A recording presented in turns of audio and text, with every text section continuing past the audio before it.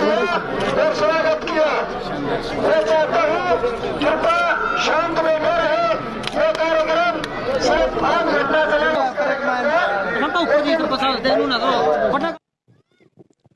सभी दर्शकों को ऋषि पालदुन का नमस्कार। दोस्तों, आज हम पहुंचे हैं पडाना। ये जो पडाना है हल्का जुड़ाना में आता है, डिस्ट्रिक्ट जींद का गांव है। और अभी थोड़ी ही देर में भारत की बेटी विनेश फोगाट यहां पहुंचने वाली है। आप मेरे पीछे देख रहे हो पूरी लंबी कतार साथियों की। मैं ये कहूँगा कि ऐसा लग रहा है आज ही यहाँ कुंभ का मेला है और चंद मिनटों में बेटी आने वाली है। उससे पहले हमारे साथ जुड़े हैं सामलो कला के सरपंच मलिक साहब। मलिक साहब, आपका स्वागत है। नमस्कार जी। टोराधुन के सभी दर्शकों को मेरा अभिवादन नमस्कार। मलिक साहब, ये लोगों का प्यार और उनके ऊपर विश्वास, और विश्वास होने का कारण है कि उनका संघर्ष, जिस संघर्ष पे वो खरी उतरी हैं, वो लाजमी था कि लोगों का प्यार मिलना। इलेक्शन तो हमने भी बहुत देखे, जहाँ गरीबों को जाओ वहाँ महिला, बच्चे भी, बूढ़े भी, सब सोचते हैं कि बेटी को आशीर्वाद देना। बिल्कुल ये सच्चाई वो लोगों के दिलों में बैठ गई और दिलों में राज कर रही है। जिस दिन इस सरकार की नाकामी के कारण वो बाहर हुई ना बेटी, तो उसी दिन लोगों में सरकार के प्रति काफ़ी रोष हो गया था और लोग चाहते थे कि हमारी बेटी कुछ ना कुछ आए और सरकार के मुंह पर एक तमाचा हो। बीजेपी पार्टी का कहना है ये कांग्रेस पार्टी ने भगा रखी है और ये यहाँ रहनी भी नहीं, पता नहीं कहाँ बम्बई, दिल्ली, कलकत्ता रहेगी। देखो, ये तो उनकी विचारधारा है, उनके वो आस औलाद वाले तो बहुत ही कम मिलेंगे उस पार्टी में। उनको क्या पता कि यहाँ हमारे समाज में बहू को धर्म की बेटी कहा जाता है। क्या हमारे धर्म की बेटी हमारे यहाँ नहीं रहेगी? कमाल करते। उनको ये कहते हो शर्म भी नहीं आती कि ये बाहर की है। उनको ये आगे बढ़ी है। नहीं, हमारी बेटी है, वो बहू है, बहू को हम धर्म की बेटी कहते हैं, नहीं कहते हो? तो आप बताओ ऋषिपाल, आप भी इसी समाज से जुड़े हुए हो। तो हमारे धर्म की बेटी हमारी बेटी से भी पहले होती है। हमारी बहू यहीं रहेगी हमारे पास। मलिक साहब, किसान दुखी रहा सबसे ज़्यादा, बीजेपी का राज हो चाहे कांग्रेस का राज हो।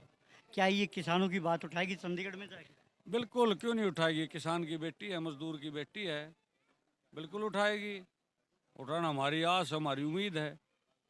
ये किसान का इसने दुख दर्द बचपन से देखा है। उनके खेतों में रह के प्रैक्टिस की है, खेत में अपना खेल का प्लेग्राउंड बना के। इसको पता है कि किसान मजदूर जो का मेरा वर्ग है उसकी समस्याएं क्या क्या हैं। वो समस्याएं अपने विधानसभा में उठाएगी, विधानसभा क्षेत्र की आवाज़। अमित साहब का कहना है कि किसानों की बात हमने मानी है और 24 फसलों पर एमएसपी भी दे दी और किसान की पेंशन आज तक किसी ने करी नहीं। ये धीरे धीरे बढ़ जाएगी, जैसे 6,000 रुपये देती है। पहली बात तो एमएसपी पे आता हूँ मैं। जिन चीज़ों की मांग थी, मोटी फसलें थी, उस पर एमएसपी दिया ही नहीं, और जिन फसलों पर एमएसपी दे रखा है उनकी खरीद होती नहीं। एक भी फसल की तो एमएसपी पे खरीद नहीं हुई है। ये बोल देते हैं कि इसमें नमी ज़्यादा है, मौसम ज़्यादा है, और किसान भटकता रहता 7-7 दिन और मजबूर हो गया अपनी फसल होने पड़े दामों पर। उनके जो वहाँ पर दल्ले बैठे हैं उनको देने पर मजबूर हो जाता है। बेटी का किस पार्टी से मुकाबला है कांग्रेस? नहीं, किसी पार्टी से कोई मुकाबला नहीं है, एक तरफा है। एक तरफा बिल्कुल। आज लहर क्या इस बेटी का जन सैलाब चला है और उसमें सब कुछ बह जाएगा। एक हम आम दर्शकों से सुन रहे हैं आके इस बेटी को, जैसे देवीलाल को ताऊ की उपाधि दी गई, नेहरू को चाचा की दी गई, महात्मा गांधी को बापू की दी गई, इस बेटी को अगर बेटी की उपाधि दी जाए तो ठीक रहेगी? इस बेटी को मैं तो ये चाहता हूँ कि दुर्गा की उपाधि देनी चाहिए। इसने वो काम किया है जो हम दुर्गा की पूजा क्यों करते हैं, एक बहादुरी का प्रतीक है दुर्गा। उसने जैसे दुश्मनों का विनाश करने का काम किया था ना, ये बेटी भी उन्हीं हमारे जो समाज के दुश्मन हैं ना, बेटियों के, जो बेटी आज बाहर निकलने से डरती हैं, हमारे समाज में ऐसे हालात हो गए इस भाजपा सरकार के आने के बाद। तरह तरह के छोटी छोटी बच्चियों के साथ कपड़ों को लेकर कमेंटमेंट, रेप, और उनको न्याय न मिलना। एक डॉक्टर का, एक बच्चे का, चलते रोडों पर छेड़खानी। और नहीं, वो तो ये एक मिनट, जो आपने कहा ना जेजेपी और आईएनएलडी, वो तो वोट का टू पार्टियां हैं। वो बीजेपी के ही सेकंड पार्ट है। आपने पीछे देखा भी होगा, आपने जेजेपी का हाल तो पीछे देखा है कि उन्होंने मतलब जाके किसके पाले में बैठे हो। आपको तो ये तो हाथकंगन को आरसी गया, पढ़े लिखे हो पारसी गया, तो आपने देखा पीछे भी चले गए, अब भी जाएंगे। वो कोई बस चली हो, रोडों की आप देखो अंदर जाके नहीं। इसकी और हम चाहते हैं कि हमारी बेटी को खेल मंत्री बनाया जाए और खेलों में हमारे बच्चे बढ़ चढ़ कर भाग लें। जो हमारे आज स्टेडियमों के खेल ग्राउंडों की जो दुर्दशा है उसको सुधारने का काम करेगी। ठीक है, ये थे हमारे साथ मलिक साहब और बने रहिए टोरल उनके साथ। चंद मिनटों में बेटी आने वाली है, उससे भी मिलवाएंगे। जय हिंद। जय हिंद।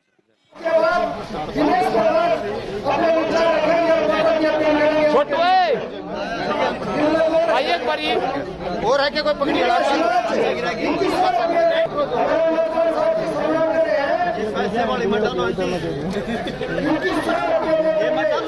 ये मत डालो पुराना जा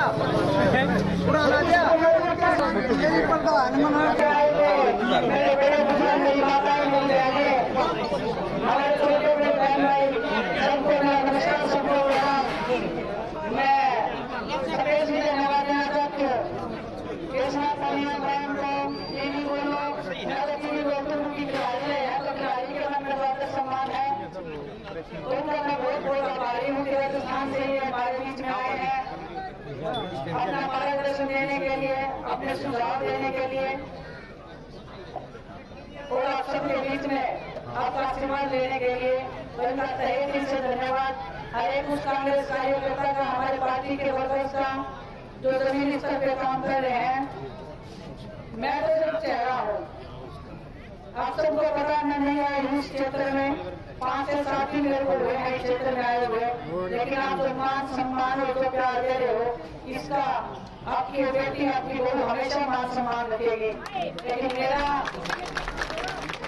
आपकी मंत्री का अगर मैं हमेशा बोले कि मेरी लाश आपके हाथ में है।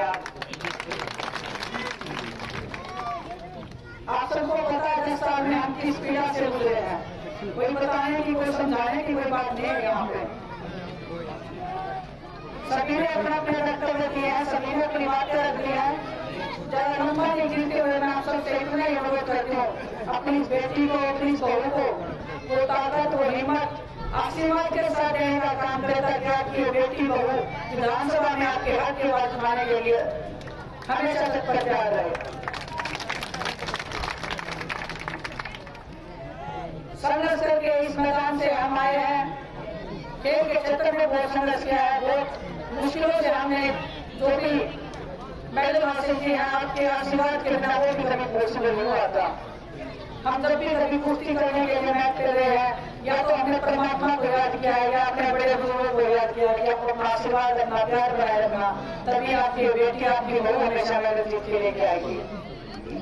आज भी मैं आप सबके बीच में वो आशीर्वाद, वो प्यार, वो सम्मान मुझे मिल रहा है, उसमें कोई तो शंका नहीं, पूरा देश देख रहा है कि आप जो मान सम्मान, जो प्यार दे रहे हैं वो पूरा देश देख रहा है। लेकिन मैं चाहती हूँ ये आशीर्वाद, ये मान सम्मान, ये 5 तारीख को आप अपनी बेटी को विधानसभा में पहुंचाने के लिए उतनी जोर से, उतनी ऊर्जा से 5 तारीख को वोट डालने के लिए जाए।